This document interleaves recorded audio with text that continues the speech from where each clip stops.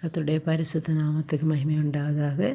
எனக்கு அருமையான கர்த்தருடைய பிள்ளைகளே, கர்த்தருடைய வார்த்தை சொல்வது, குமாரன்களை விடுதலை ஆக்கினால் மெய்யாக விடுதலை ஆவீர்கள் என்று சொல்லி. அதாவது மெய்யான விடுதலை குமாரன் தான் கொடுக்க முடியும் அப்படின்னு சொல்லி ஆண்டு நமக்கு எழுதி கொடுத்துருக்கிறார். அதாவது சில நாட்களுக்கு முன்பு அடியாளுக்கு ஒரு இருமல் வந்தது. அந்த இருமல் லைட்டாக இருமலாக இருந்தப்போ சரி, நான் இருமல் தானே அப்படின்னு சொல்லி வீட்டில் இந்த காப்பியெல்லாம் போட்டு குடித்து பார்த்தப்பறம் அந்த இருமல் குறையலை.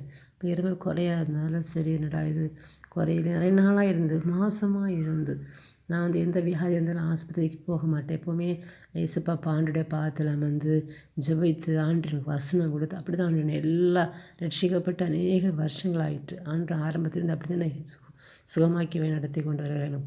பரம வைத்தியராக இருந்து நடத்தி கொண்டு வருகிறார். அதனால் ஆஸ்பத்திரிக்கு ஒன்றும் போகாது. சரி சின்ன லைட்டாக தான் ஜெபம் பண்ணி சரி குடித்த பிறகு குறையில. நிறைய நாள் ஆனதுனால நிறைய நாள் ஆகிட்டேன்னு சரி பக்கத்தில் இல்லை ஆஸ்பத்திரிக்கு சரி போய் பார்த்த டைமில் அங்கே போய் மருந்து வாங்கினேன். மருந்து வாங்கின டைமில் மருந்து சாப்பிட்ட நாள்லேருந்து குறைஞ்சிட்டு கொஞ்சம் கொஞ்சமாக குறைஞ்சிட்டு மருந்து முடிஞ்ச உடனே மறுபடியும் அந்த இருமல் வந்துட்டு இருமல் ஃபஸ்ட்டு வரும். அப்புறம் இழுப்பு வந்துடும். ரொம்ப கஷ்டமாக இருக்கும். பல மாதங்களாக நான் கஷ்டப்பட்டேன். அப்போ மருந்து தீரவரும் நல்லா இருந்துட்டு மருந்து தீர்ந்தப்பறம் மறுபடியும் இது வந்துடும். இது என்ன இது குறையிலன்னு சொல்லி மறுபடியும் இன்னொரு போய் மருந்து வாங்கினேன். அப்போவும் அப்படி இதை குறையில்லை. சரி என்ன செய்யறதுன்னு சரி இன்னொரு ஆஸ்பத்திரி வேறு பக்கத்தில் வேறு கொஞ்சம் பெரிய ஆஸ்பத்திரி, ரெகுலராக போகிற ஆஸ்பத்திரி, பிள்ளைகள்லாம் கொண்டு போகிற ஆஸ்பத்திரி, சரி அந்த ஆஸ்பத்திரி இப்போ அங்கே போய் மருந்து வாங்கினேன். அப்போ மருந்து வாங்கின அன்னையிலேருந்து அந்த மருந்து தீர்ற வரை கம்ப்ளீட்டாக அந்த இருமல் இருப்பு ஒன்றும் இல்லை, நல்லாயிருக்கும். அப்போ தீர்ந்த பிறகு மறுபடியும் அதுபோல் கொஞ்சம் கொஞ்சமாக இருமல் இழுப்பு, நான் நைட்லாம் தூங்க முடியாது, மூச்சு முடியாது, ரொம்ப கஷ்டப்பட்டேன்.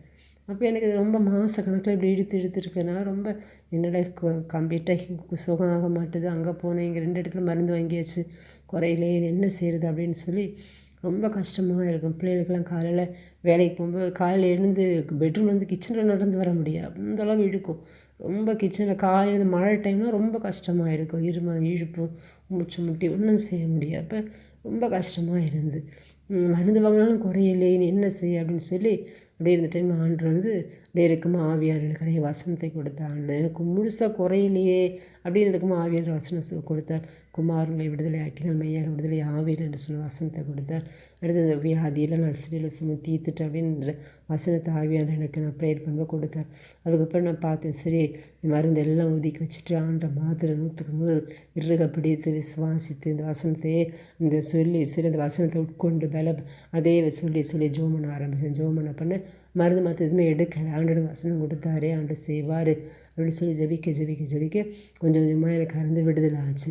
இடுப்பு காலையில் அந்த நைட்டில் தூங்கவே முடியாது, அப்படியே உட்காந்தே இருப்பேன், தூங்க முடியாது. இந்த இருமல் ஆனால் கொஞ்சம் கொஞ்சமாக ஏசப்பா குணப்படுத்தினார். வீட்டில் வேலையெல்லாம் செய்ய முடியுது, காலையில் எழுந்து இந்த பிள்ளைகளுக்கு சமையல்லாம் பண்ண முடியுது. அப்படியே ஆண்டு ஆச்சரியமாக என்னை சுகப்படுத்தினார். எனக்கு மிகுந்த ஆச்சரியம். கிட்டத்தட்ட 4-5 மாதத்துக்கு மேலே அந்த கஷ்டப்பட்டேன். ஆனால் ஆண்டு என்னுடைய சூழ்நிலை பார்த்து ஆண்டுடைய பரிசுத்த ஆவியானவர் மிகவும் நல்ல தெய்வம். ரொம்ப கஷ்டப்படுறதுனால மருந்து மாத்திரையில் சுகம் வரலை, கிடைக்கல. மாத்திரை இருக்கு தீர வர அப்படி நல்லா இருந்தப்போ ரொம்ப கஷ்டமாயிட்டு ஆண்டு இந்த வசனம். ஆனால் டாக்டர் சொல்லலை, நான் உங்களை சுகப்படுத்தும் நான் எழுதி கொடுக்குற மருந்துனால உனக்கு சுகம் கிடைக்குன்னு அவர் கேரண்டி கொடுக்கல. ஆனால் அந்த மருந்து மாத்திரையும் சொல்லலை நான் அவளை சுகப்படுத்தலைன்னா ஆண்டுடைய வசனம் சொல்லுது. ஆண்டவர் சொல்கிறாரு, குமாரங்களை விடுதலை ஆக்கினால் மெய்யாக விடுதலை ஆவீர்கள். இந்த வார்த்தையை பிடித்து ஜபிக்கும் பொழுது ஆவியான்ற ஜபிக்க உதவி செய்தார். ஜபிக்கிற பொழுது ஆண்டுக்கு பரிபூர்ண சுகத்தை கொடுத்தார். எந்த ஆச்சரியம் எனக்கு.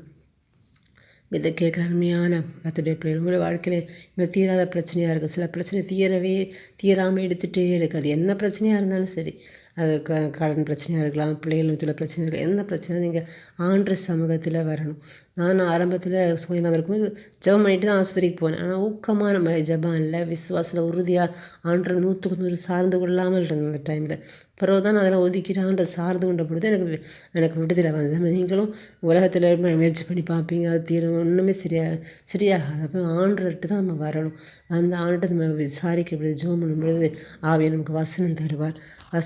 அந்த வசனத்தை பிடித்து கொண்டு நம்ம தொடர்ந்து ஆண்டுடைய பரிசுத்த உதவியோடு கூட நம்ம ஜெபம் பண்ணும் பொழுது நம்ம பிரச்சனை எதுவாக இருந்தாலும் அதுக்கு எல்லாத்துக்கும் விடுதலை கொடுக்க ஆண்டுடைய வசனம் இருக்குது. எல்லாம் ஆண்டு சிலுவையில் நமக்கு செஞ்சு முடிச்சிட்டோம். எல்லா பிரச்சனையும் நமக்கு விடுதலை உண்டு.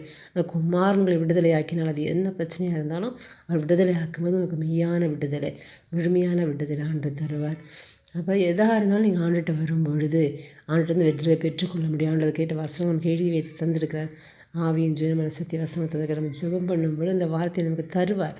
அதை நம்ம பிடித்து ஜெபிக்க ஆவியன் நமக்கு உதவி செய்வார். நம்ம ஜெபித்து ஜெயம் எடுத்து நீங்கள் ஜெயிக்கிறது மாத்திரம் அநேகருக்கு ஆசீர்வாதமாக. இது போல் இன்னைக்கு கிறிஸ்தவர்கள் நம்ம சொல்கிறோம். எல்லாரும் கிறிஸ்துவ சிலுவையில் சம்பாதித்த ரட்சிப்பையும் விடுதலையும் பெற்றுக்கொள்கிறவங்க ஒரு சிலர் தான். மீது எல்லாரும் சர்ச்சுக்கு வருவாங்க, பைபிள் எடுத்துகிட்டு வருவாங்க, ஆண்டவரில் அன்பு இருக்கும், பக்தி இருக்கும், எல்லாமே இருக்கும். ஆனால் தங்களோட வாழ்க்கையோட பிரச்சனை வரும்போது அவங்களுக்கு ஜெயிக்க தெரியலை. ஆண்டவர் சிலுவையில் சம்பாதித்த அந்த விடுதலை சுகத்தை பெற்றுக்கொள்ள தெரியலை.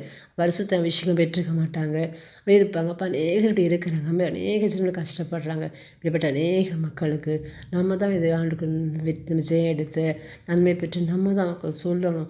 இப்படி ஆண்டுடைய சத்தியத்தை நம்ம சொல்லி கொடுக்கும். அவளை அறிந்து கொண்டு அவங்களும் இது போல் நம்மளை போல ஜெயம் எடுப்பாங்க. அவங்க அநேகருக்கு ஆசீர்வாதமாக இருப்பாங்க. இப்படி தான் கர்த்தருடைய வார்த்தை சத்தியம் பரவும். நம்ம மட்டும் வச்சுருக்கக்கூடாது. நம்ம பெற்ற நன்மையை அடுத்தவருக்கு சொல்லணும்.